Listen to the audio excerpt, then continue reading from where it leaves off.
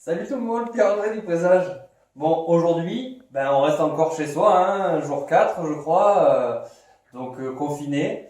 On va pouvoir se mettre encore à faire de la cuisine parce que partager la cuisine avec ceux qui sont avec nous, c'est bien, c'est bon et ça permet surtout de ne pas acheter de produits déjà tout préparés, tout ça. Donc aujourd'hui, on va faire un peu de dessert, la crème au citron. Et ça, c'est trop bon.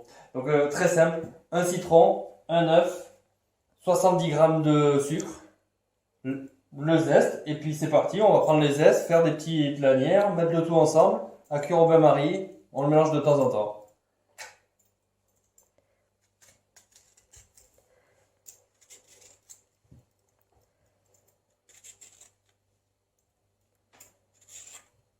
Alors, ceux qui aiment vraiment le citron, ils peuvent mettre tout le zeste dans cette préparation-là. Ceux qui veulent garder un peu de zeste là, parce qu'il y en a peut-être beaucoup, pour une autre préparation, pour un chutney d'oignon, pour un petit peu je sais pas moi, un thé, une tisane, voilà, génial. Hein. On peut peut-être faire remarquer qu'il est préférable de prendre du citron bio. Ah oui, évidemment, du citron bio, puisque on va utiliser le zeste. Donc si on peut éviter d'avoir des citrons, en tout cas, qui sont traités après récolte, ce serait chouette. Parce que sinon, c'est-à-dire qu'on va manger également les petits pesticides et traitements qu'on a mis sur le zeste. Donc si vous avez du mal à le découper aussi rapidement que moi en petites lanières, c'est normal. Donc ce que vous pouvez faire, c'est juste le découper plus grossièrement, essayer de le hacher. C'est pas ça qui va changer énormément la recette, même si c'est meilleur si c'est découpé tout fin. Donc voilà, on va le mettre là-dedans pour commencer. On va presser le citron pour avoir... Est-ce qu'on peut envisager de prendre le zeste et de le hacher au robot? On peut très bien le hacher au robot. Le but du jeu, c'est d'avoir quand même un petit peu de texture. C'est pas d'en faire une poudre, c'est d'avoir une mini texture qui va nous permettre quand même d'avoir ce petit truc subtil sous la dent. Okay. Donc voilà, le jus des deux citrons. Hein. Il y en a un qui... Il y en a toujours un, c'est comme les... Ouais, celui-là, il est là. C'est comme les noyaux de cerises dans le clafoutis, c'est comme la pizza, tout ça. Quand il faut enlever les noyaux, il y en a toujours un qui se fout au milieu. Je le rappelle, hein, c'est pas parce qu'on est en période de Covid-19, on se lave les mains aussi avant de faire à manger. Hein. Parce que certes, on se lave les mains pour pas attraper ces saloperies, mais aussi pour faire de la cuisine propre et pas choper la chiasse. Non, parce que c'est pas agréable, franchement. Hein. Ceci dit, si vous voulez des recettes pour ça, on peut faire un spécial émission pour ça.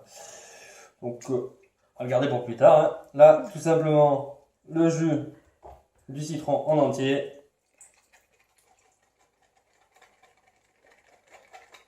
Hop, on enlève.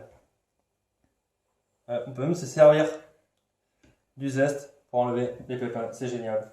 Hop, on a dit 70 grammes de sucre. Il y aura la liste des ingrédients de la recette.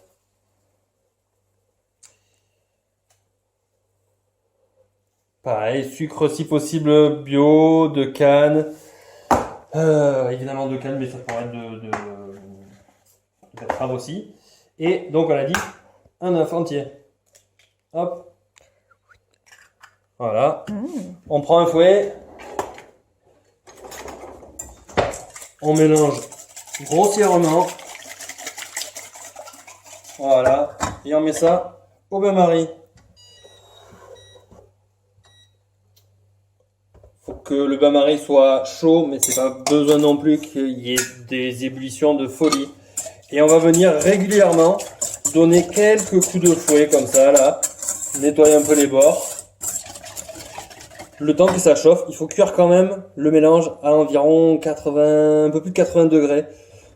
Donc en fait, on verra bien quand on donnera des coups au fond du cul de poule qui se verront. Dans ce cas-là, ce sera le bon moment. Voilà, allez. faudra le faire 4-5 fois, je pense, même peut-être un petit peu plus.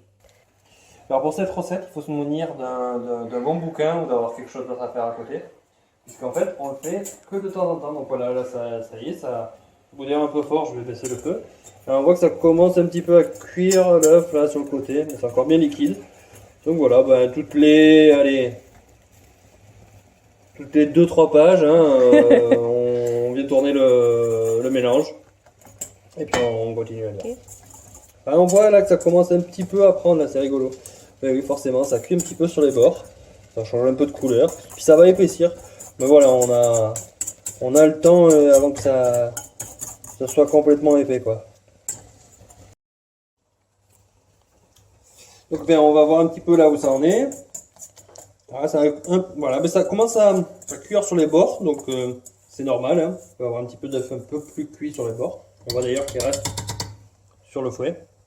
C'est tout à fait normal. C'est histoire de le battre un petit peu. Voilà. Voilà, ça commence à être pas mal, mais pas encore suffisant. Dans pas longtemps, ça va être bon. Je l'ai fait 2-3 fois déjà. Je vais le laisser encore un petit peu chauffer. Et je viendrai mettre un dernier petit coup. Donc là, bah, on y est presque. Hein. Et quand on mélange là avec le fouet, je vois bien que la texture, bah, elle se fait un peu comme une mayonnaise là. Ça commence à prendre. On voit vraiment que hop, ça fait des bordures, donc il manque encore un petit peu. Mais c'est presque bon là. On voit quand même les coups de fouet au fond, ben, ils sont bien visibles.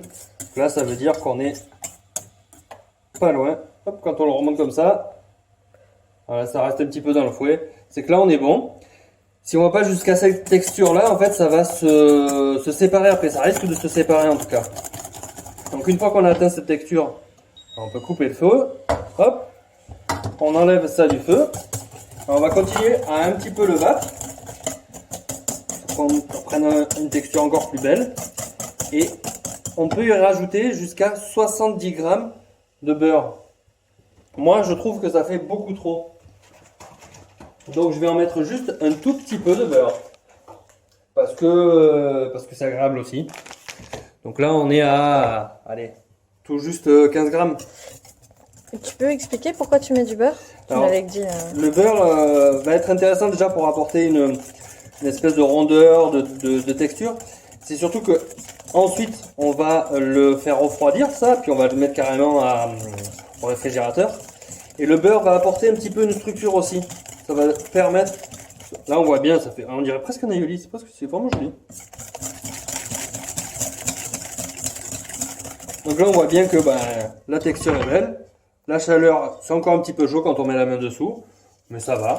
Donc le but du jeu, c'est de le laisser refroidir doucement, lui mettre 2-3 coups de fouet de temps en temps, et ensuite le faire joli là avec une spatule comme ça là. On va faire tout joli, on va tout ramener au centre, et on va le mettre à refroidir.